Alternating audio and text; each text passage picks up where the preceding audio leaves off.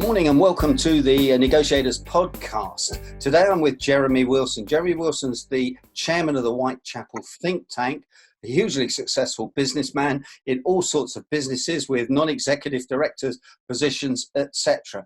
It's a privilege to have you with me, Jeremy, and welcome to the Negotiators podcast.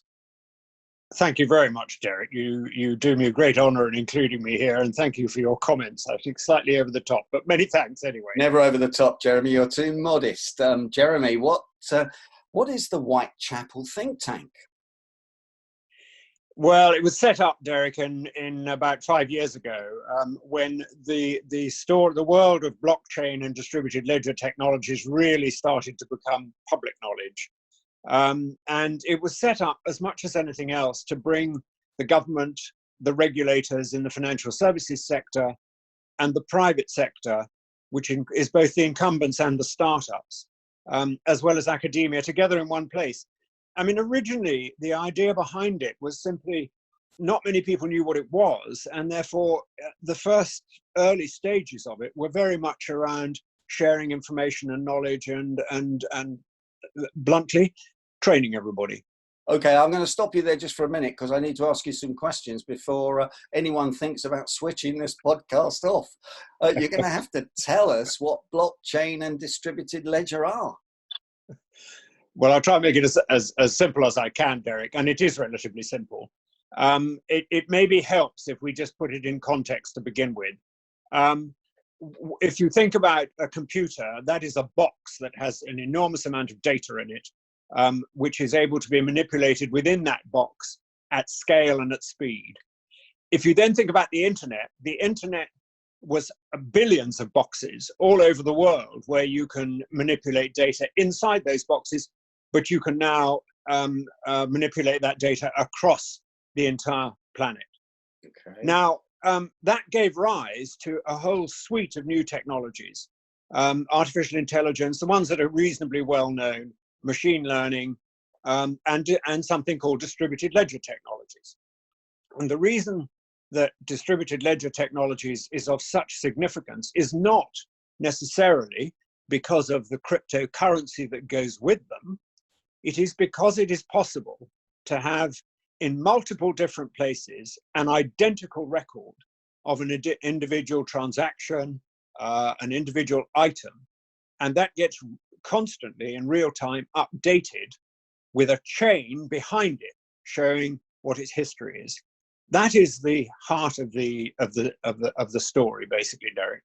Okay, and so you set this up, you help the government do it, and you have a think tank where you get a lot of brains in the room, academic brains, etc. It's fairly similar to my think tank, the South Bank think tank, where I want to do something similar for educational purposes, helping younger people get some of the skills and some of the learnings that we had the advantage of in the 80s and 90s when there were lots of management and leadership courses, which sadly there doesn't seem to be enough of these days. So artificial intelligence, let me just stop you just for a second, actually, because you touched on something fundamental here, which is to do with training. We're in a very unusual situation at the moment, and we're likely to be there for a decade or two. Across the world, which is this stuff is so new that the capacity for formal training programs and the availability of formal training programs, they do exist, but it's still relatively rare. So the only way you can get yourself up to speed on this stuff is by informal groups like think tanks, like the type of podcast that we're doing now, and other conferences, for example, where you can get a bunch of experts in the room and they can talk about the material, even though much of it is not yet written down. So we are in a different place at the moment when it comes to training people. And the use of all the different media that we now have available to us is critical. Okay, and therefore, I guess Zoom calls and all that is going to be used, but that's pretty old technology now. The technology we're using here, which is pretty fantastic that, you know, we can link up just like that, or costs nothing, etc. But artificial intelligence, I was going to say, is that like Siri on my phone, or has it moved on a lot beyond that? I think it's moved on a bit beyond that, Derek. I mean, I think there is a general feeling that artificial intelligence is probably the major fundamental transformation that is taking place for the species in the middle of this technological revolution that we're in at the moment. And I think that's probably true. I'm not an expert in artificial intelligence, but it is one of these new technologies which I mentioned, which are increasingly beginning to interact with each other now. Yeah. And they're interacting with each other with diminishing human intervention. Now what that means is that you've got under construction something not dissimilar to a new operating system for the species on this planet. Wow. And to give you a bit of a sense, so that sounds very grand and highfalutin, but to give some specific reality to it, if you look at what the big social media engines are doing across the world, whether they're Chinese, American, British, European, what they're doing is they are using information, putting it together, analyzing it, and trying to work out what it is that you or I, as a consumer, might best be interested in or best buy. That is artificial intelligence at its simplest. And what goes on behind the scenes is something that you and I don't really particularly care about. What matters to us is that when we're offered something, or when something is being, let's take a newspaper, for example, the newspapers are much better now at being able to direct the type of thing you might want to read directly towards you. And all they're doing is they're using artificial intelligence and different machine learning behind the scenes to be able to do it. And what they're doing is they're working on an operating system of which we really only have seen the very beginning of. There's going to be a great deal more on this. Well, it sounds like the Whitechapel Think Tank is doing a great job for us all to get all these brains together, and the academic world versus the business world, and maybe just people like you and I. So keep up the good work. But there's another thing I want to turn to, Jeremy, and that's learning and education. As you know, my passion is that people don't get enough training these days, and I know that you came, like I did, through the banking world and with a number of banks, etc. And what were the learning points that stick in your mind from the training you had that will be useful for people going forward into the third decade of the 21st century? I think, Derek, that's a tall order. Let me give you a couple. The first is that if you can be an individual who understands that a lot of what we're being confronted with at the moment is new and different, and therefore you are going, the compulsion on you as an individual to train yourself is significantly higher than it was 20, 30, 40 years ago. And the places where you can train yourself do exist. So it's not an impossible task. I think the other, which is related to it, is the adaptability and recognizing that old structures and old hierarchies and old business models are being transformed and are being changed. And therefore, if anybody is to succeed, that openness to that change and to those transformations is critical. When you and I first started work, whenever it was, 40 years ago, nearly half a century ago. I'm sure it wasn't that long ago. Everything was very hierarchical, yeah, and very structured. And you could work your way up through an organization, learning from those above you. It is very difficult to do that now. If you're a chief executive running a business at the moment, the chances are that on some of the fundamental issues that are going to change the way your business works and operates, those individuals probably are towards the bottom of your organization. It's very unlikely that you as the chief executive are going to be master of that particular brief. So the challenge for anybody at whatever level is to be able to work within that environment, work with your bosses if you're looking to obviously, to progress in your own organization, understand the challenges they face.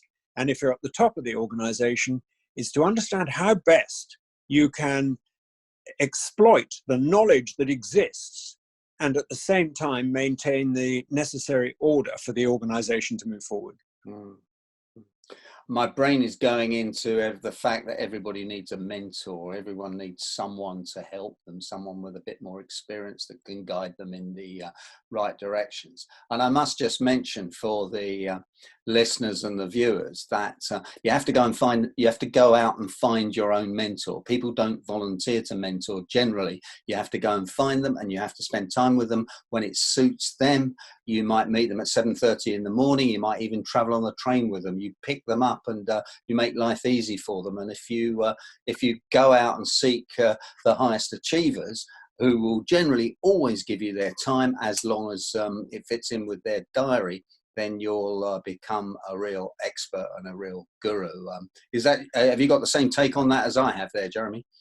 I absolutely, I have, Derek. I mean, I'd put another dimension to it, which is not inconsistent with everything we've been talking about. And that is, your mentor does not have to be somebody who is more experienced in your field or who's been at it for longer.